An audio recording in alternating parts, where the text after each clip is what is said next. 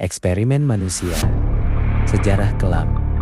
Ilmu pengetahuan dunia. Dalam sejarah manusia, ilmu pengetahuan sering dipuja sebagai penyelamat peradaban. Ia membawa kita pada obat-obatan, teknologi, dan kehidupan yang lebih panjang. Namun, di balik kemajuan itu, tersembunyi cerita kelam yang jarang dibicarakan. Ada masa ketika ilmu pengetahuan tumbuh di atas jeritan manusia. Ada masa ketika tubuh manusia dianggap tidak lebih dari alat percobaan, tanpa izin, tanpa perasa bersalah, tanpa keadilan. Inilah kisah tentang eksperimen manusia paling mengerikan dalam sejarah dunia. Kisah nyata, bukan fiksi, dan semuanya benar-benar pernah terjadi. Saat manusia berhenti dianggap manusia, eksperimen pada manusia bukanlah hal baru. Sejak zaman kuno, penguasa dan tabib telah mencoba berbagai metode ekstrem demi memahami tubuh manusia. Di Romawi kuno,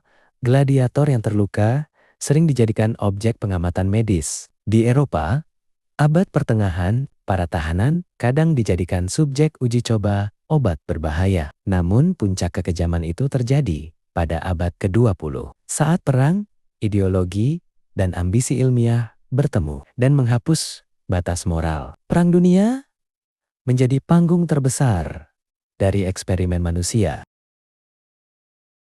Unit 731, Laboratorium Neraka milik Jepang. Di wilayah Manchuria, Tiongkok, berdiri sebuah fasilitas militer rahasia Jepang, namanya terdengar biasa. Unit 731. Namun di balik temboknya terjadi kejahatan kemanusiaan yang sulit dibayangkan.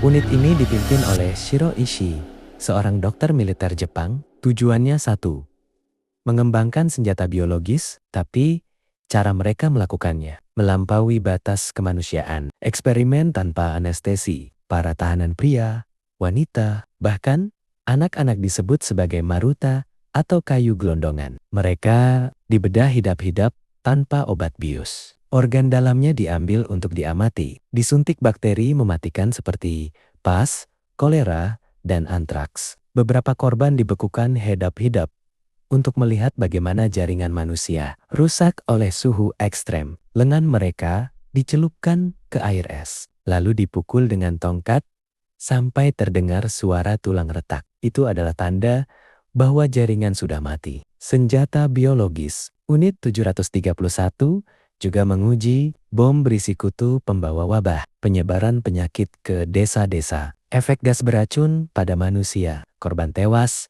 diperkirakan ratusan ribu jiwa. Namun, yang paling mengejutkan, setelah perang berakhir, banyak pelaku unit 731 tidak pernah diadili. Amerika Serikat memberi mereka kekebalan hukum sebagai imbalan data penelitian. Dokter Nazi dan kamp konsentrasi. Di Eropa, Nazi Jerman melakukan eksperimen manusia dalam skala yang sama. Mengerikannya, di kamp konsentrasi seperti Auschwitz dan Dachau, dokter Nazi melakukan percobaan brutal.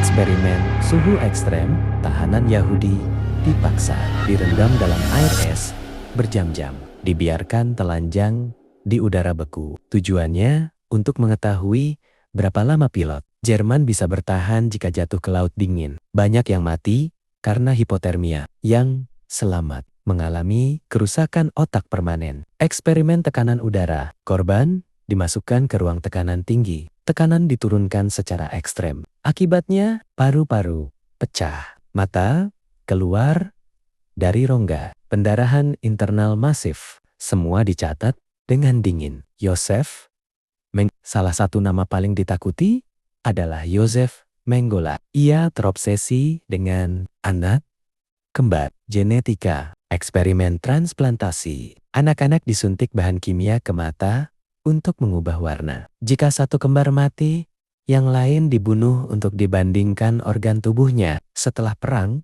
banyak dokter Nazi diadili dalam pengadilan Nuremberg. Namun, tidak semuanya tertangkap. Mengele sendiri lolos dan hidup bebas selama bertahun-tahun. Amerika Serikat, eksperimen dalam diam. Banyak orang mengira eksperimen manusia hanya terjadi di negara totaliter. Faktanya, negara demokrasi pun pernah melakukannya. Tuskegee Syphilis Study. Pada tahun 1932, pemerintah Amerika Serikat memulai studi medis di Alabama. Korban, 600 pria kulit hitam miskin, sebagian besar buta huruf. Mereka diberitahu sedang dirawat, padahal sebenarnya mereka dibiarkan menderita sifilis tanpa pengobatan. Eksperimen ini berlangsung 40 tahun. Bahkan, setelah penisilin ditemukan sebagai obat, mereka tetap tidak diobati. Banyak yang meninggal, menularkan penyakit ke istri, melahirkan anak dengan kelainan. Studi ini baru dihentikan setelah bocor ke media pada tahun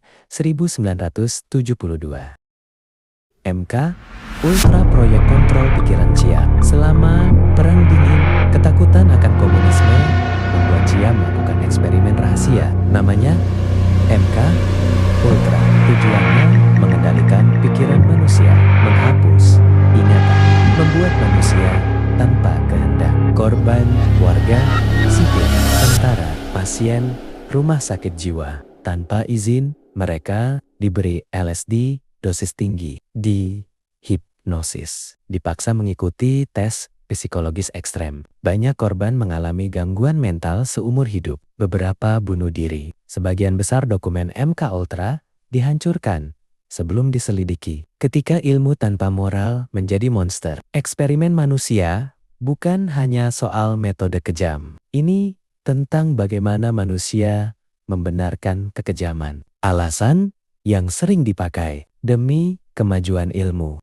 demi keamanan negara, demi masa depan umat manusia. Namun pertanyaannya selalu sama. Apakah kemajuan layak dibayar dengan penderitaan manusia tak berdosa? Lahirnya etika medis modern. Setelah semua tragedi itu, dunia akhirnya bereaksi. Lahir Code Nuremberg. Prinsip persetujuan sukarela, hak pasien, larangan eksperimen tanpa izin. Etika medis modern dibangun dari darah dan penderitaan. Ironis, kita belajar kemanusiaan. Setelah kehilangan kemanusiaan itu sendiri, sejarah eksperimen manusia adalah pengingat pahit bahwa manusia bisa menjadi monster saat merasa dirinya paling benar. Ilmu pengetahuan seharusnya menyelamatkan kehidupan, bukan menghancurkannya. Dan tugas kita hari ini adalah mengingat agar sejarah kelam ini tidak pernah terulang kembali. Penutup video. Jika kamu ingin sejarah dunia diceritakan apa adanya tanpa ditutup-tutupi, subscribe channel ini. Karena masa lalu yang dilupakan akan selalu kembali.